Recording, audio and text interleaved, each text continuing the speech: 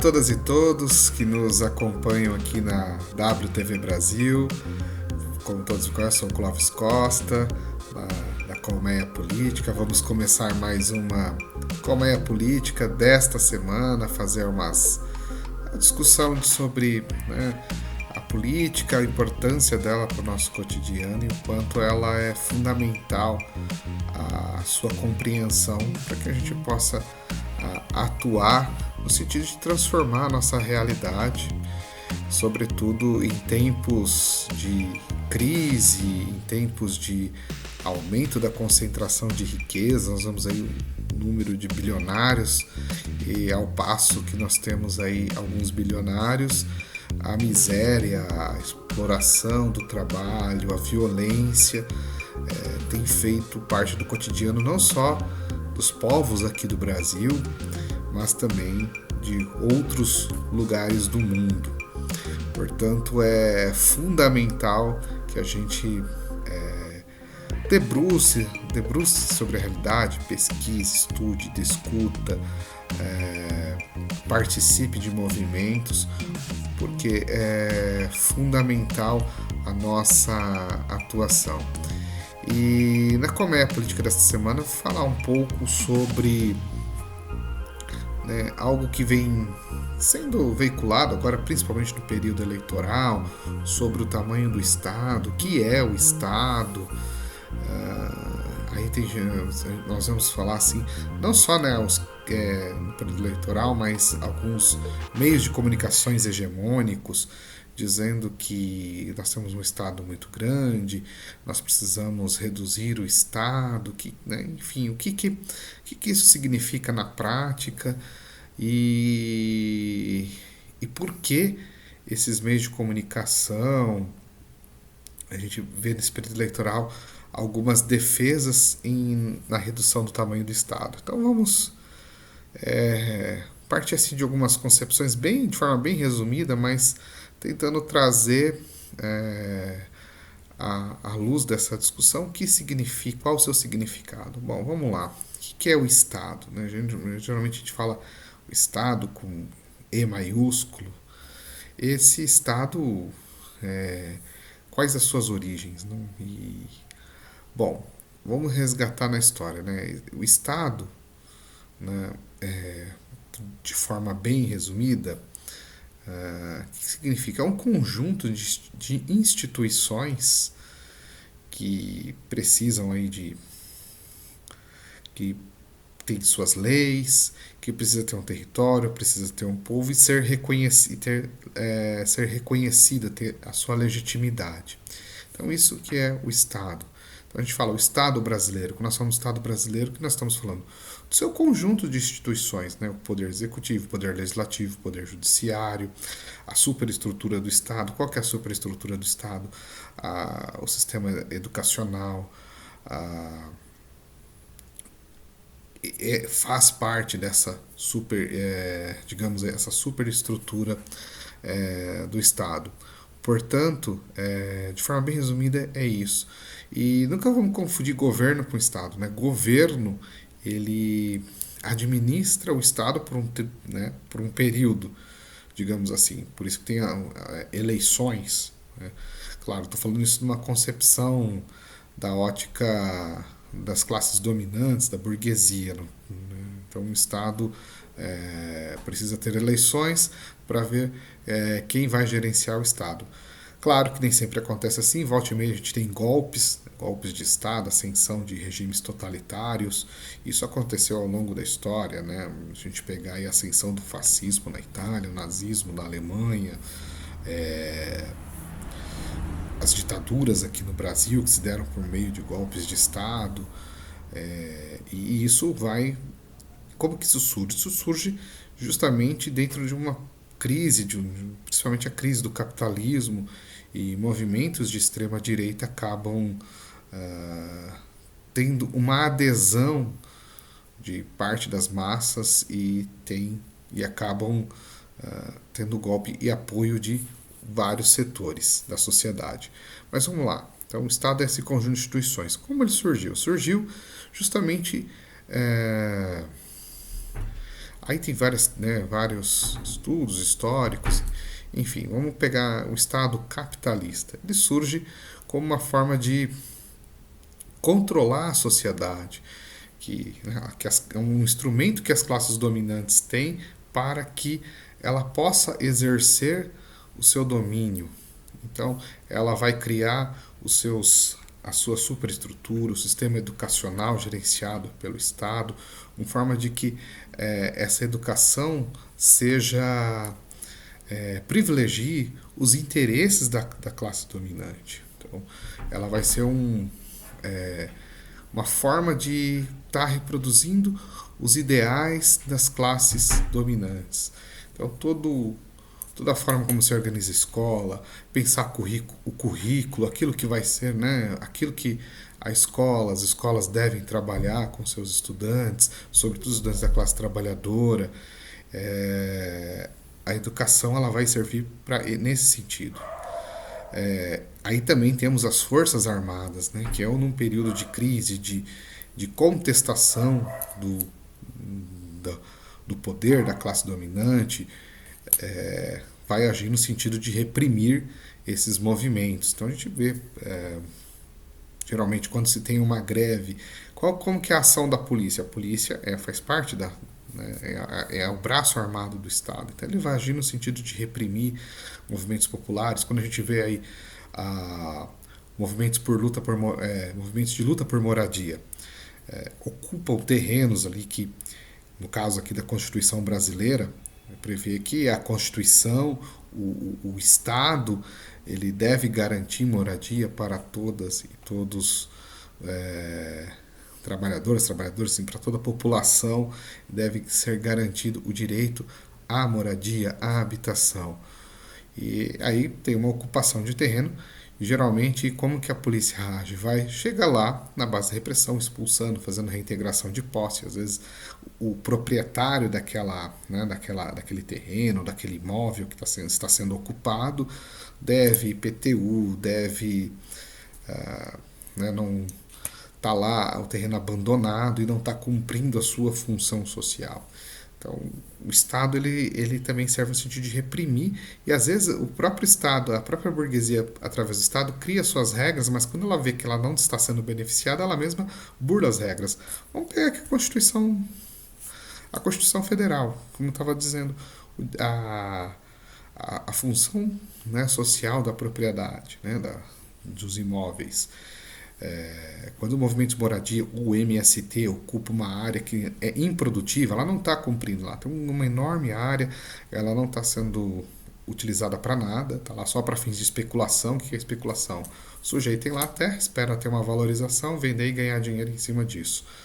E o que ocorre na maioria das vezes é que o Estado, quando o MST ocupa, vai de forma violenta, até mesmo de formas ali violenta, através da polícia, até mesmo de jagunços, capangas dessas pessoas agem em conjunto para expulsar trabalhadores rurais sem terra que estão lá reivindicando o seu direito de estar lá, utilizar aquela sua terra para produzir alimentos. E vamos falar que 70% da comida que chega, 70% do que você come na sua mesa vem das pequenas propriedades. Então isso que o MST reivindica, e é algo que está garantido na Constituição. Mas a burguesia, que controla o Estado, porque o Estado não é uma entidade, quem controla o Estado é a burguesia, as classes dominantes.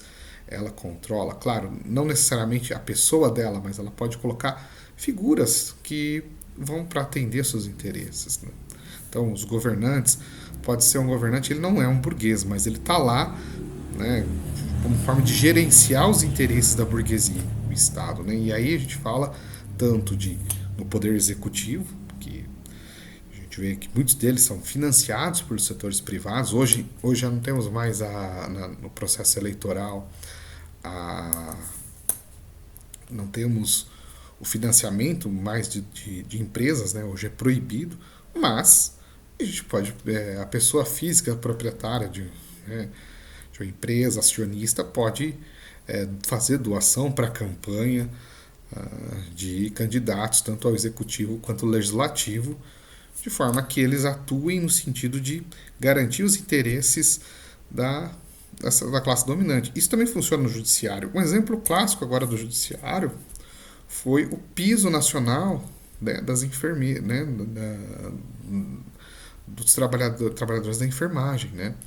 Foi, foi aprovada e o ministro Barroso foi lá e vetou esse piso nacional, né, das trabalhadoras de saúde, dos enfermeiros, enfermeiros. Tem um piso nacional, porque não existe um piso, né, um piso mínimo lá nacional. Então, você tem uma diferença de salário gigantesca e, claro, é, são profissionais que não são valorizados como deveriam. E o ministro Barroso, no sentido de atender aí os interesses né, do Supremo Tribunal, né, ministro Barroso, no interesse de atender os interesses aí das grandes corporações médicas, né, essas grandes empresas de plano de saúde, vetou esse aumento. Então a gente vê como que é o Estado atuando a favor das classes dominantes. Então isso é notório. Estou falando ainda no exemplo do Brasil, mas isso vale para o mundo inteiro. É claro que em alguns momentos em que a correlação de forças entre trabalhadores e trabalhadores ela é favorável, algumas conquistas acontecem, como redução da jornada de trabalho. Isso aconteceu na Inglaterra. Isso aconteceu por quê? Porque o Estado inglês foi bonzinho? Não, porque houve greves, houve movimento de trabalhadores, os sindicatos se movimentaram e conseguiram a redução da jornada de trabalho, garantias que não existiam na Inglaterra. A gente está falando na Inglaterra do século XIX, no período da Revolução Industrial.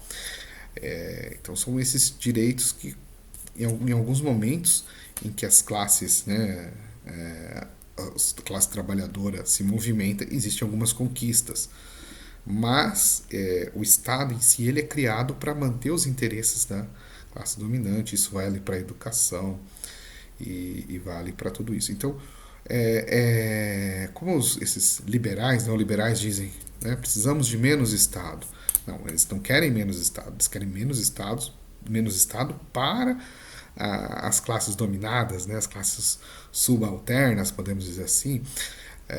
Eles querem o Estado atuando, criando leis, mecanismos para que as empresas, as grandes corporações, possam ter cada vez mais lucros. Então, o livre mercado que eles defendem o Estado atuando a favor do mercado. E aí eles colocam o seguinte: o Estado ele é passível de corrupção, o Estado é inchado, emprega muita gente e não dá conta de atender os interesses da população, só o mercado vai atender os interesses da população. Isso é uma grande balela, porque o mercado ele não visa garantir o bem-estar social né, de sua população. E o mercado ele tenta visar o lucro, a lógica empresarial é essa. Então, uma empresa de plano de saúde, ela vai reduzir o que ela puder tirar ali de gastos, de despesas para aumentar seus lucros, ela vai fazer. Vou dar um exemplo. A gente estava falando da privatização dos Correios. Olha só, os Correios é uma empresa estatal brasileira e atende o Brasil todo. Então chega tanto aqui em São Paulo quanto, né, eles chegam até ali nos confins do Brasil, lá na floresta amazônica, ou lá no interior do Tocantins, no interior do Mato Grosso, no interior do Acre, os lugares mais afastados, porque digamos assim, a lógica estatal é atender a demanda da população. O mercado, o que ele vai fazer?